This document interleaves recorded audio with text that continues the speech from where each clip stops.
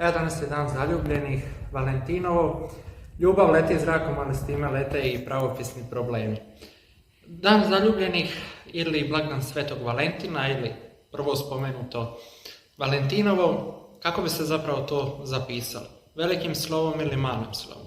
Valentinovo naravno ide velikim slovom, dan zaljubljenih dan isto velikim, a zaljubljenosti malim slovom, ali blagdan Svetog Valentina, blagdan ide malim slovom, Svetog isto malim, a Valentina naravno velikim jer je riječ o imenu.